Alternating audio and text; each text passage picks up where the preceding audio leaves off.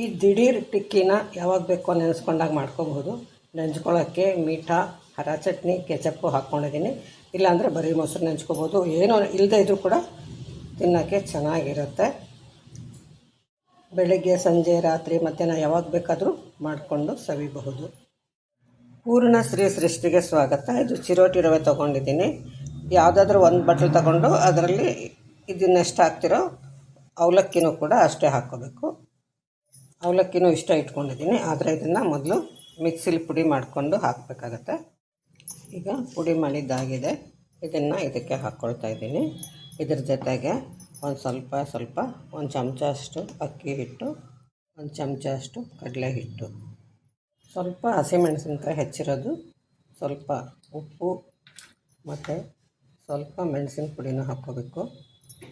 ಹಸಿಮೆಣಸಿನ ಪುಡಿ, ಸ್ವಲ್ಪ ಗರಂ ಮಸಾಲ, ಸ್ವಲ್ಪ ಚಾಟ್ ಮಸಾಲ ಹಾಕ್ಕೊಳ್ತಾ ಇದ್ದೀನಿ. ಇದಿಷ್ಟನ್ನು ಮೊದಲು ಒಣದಾಗೆ ಬೆರೆಸ್ಕೋಬೇಕು.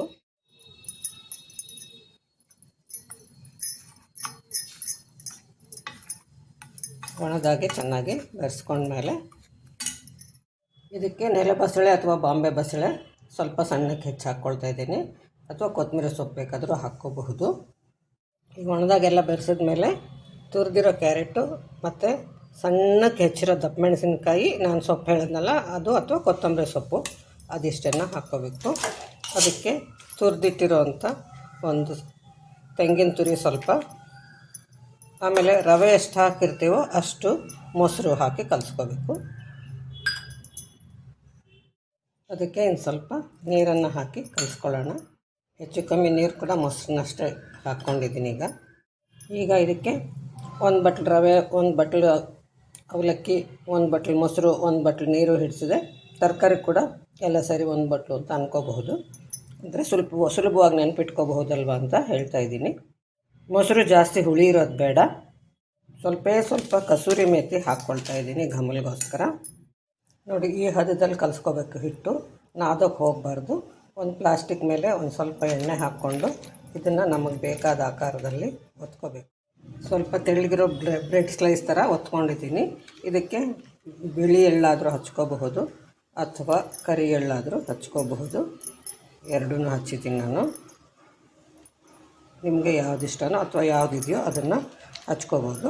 ಈಗ ಹೆಂಚಿನ ಮೇಲೆ ಎಣ್ಣೆ ಹಾಕಿ ಸುಡಬೇಕು. ಇದನ್ನು ಹೆಂಚಿನಲ್ಲಿ ಕೆಳಗಡೆನೂ ಫಸ್ಟು ಇದನ್ನು ಹಾಕೋಕ್ಕೆ ಮುಂಚೆ ಸ್ವಲ್ಪ ಎಣ್ಣೆ ಹಾಕಿದ್ದೆ. ಈಗ ಮೇಲೆ ಕೂಡ ಎಣ್ಣೆ ಹಾಕ್ತಾಯಿದ್ದೀನಿ. ಎಣ್ಣೆ ಯಾವಾಗಲೂ ಹೇಳ್ತೀನಿ, ನಿಮಗೆ ಎಷ್ಟು ಬೇಕೋ ಅಷ್ಟು ಹಾಕ್ಕೋಬಹುದು. ಒಂದು ಕಡೆ ಸುಟ್ಟ ಮೇಲೆ ಇನ್ನೊಂದು ಕಡೆ ತಿರುಗಿ ಹಾಕ್ಕೋಬೇಕು. ಈ ಕಡೆ ಮೊದಲೇ ಎಣ್ಣೆ ಹಾಕಿದ್ದೀವಿ, ಆದ್ದರಿಂದ ನನಗೆ ಸಾಕು ಅನಿಸುತ್ತೆ. ಉರಿ ತುಂಬ ಜಾಸ್ತಿ ಬೇಡ, ಮೀಡಿಯಮ್ ಇಂಥ ಸ್ವಲ್ಪ ಕಡಿಮೆ ಇದ್ರೂ ಓಕೆ, ತುಂಬ ಸಿಮ್ ಬೇಡ. ಈಗ ನಮ್ಮ ಟಿಕ್ಕಿ ಸುಟ್ಟಿದ್ದಾಗಿದೆ. ಇದನ್ನು ಬೇಕಿದ್ರೆ ಈ ಥರ ಕಟ್ ಮಾಡಿಕೊಳ್ಳಬಹುದು. ನೋಡೋಕ್ಕೆ ಬ್ರೆಡ್ನ ಕಟ್ ಮಾಡಿದ್ದಾರೆ ಯಾರೋ, ಟೋಸ್ಟ್ ಮಾಡಿ ಅನಿಸುತ್ತೆ. ಈ ಥರ ಕಟ್ ಮಾಡಿ ಕೂಡ ಸರ್ವ್ ಮಾಡ್ಬೋದು. ಹಿರಿಯರಿಗೂ ಕಿರಿಯರಿಗೂ ಎಲ್ಲರಿಗೂ ಮೆಚ್ಚುಗೆ ಆಗುತ್ತೆ ಅಂತ ನಾನು ಅಂದ್ಕೊಂಡಿದ್ದೀನಿ. ನೀವು ಒಂದ್ಸಲ ಮಾಡಿ ನೋಡ್ಕೊಳ್ಳಿ. ಈ ರೀತಿ ಫ್ಲ್ಯಾಟಾಗಿರೋ ಹೆಂಚಿನ ಮೇಲೆ ಮಾಡಿದ್ರೆ ಎಲ್ಲ ಕಡೆ ಜಾಸ್ತಿ ಚೆನ್ನಾಗಿ ಸುಡುತ್ತೆ. ಈ ಥರನೂ ಮಾಡ್ಕೋಬಹುದು. ತವ ಥರ ಇದ್ದರೆ ಸ್ವಲ್ಪ ಸೆಂಟ್ರಲ್ಲಿ ಅಷ್ಟು ಚೆನ್ನಾಗಿ ಸುಡಲ್ಲ.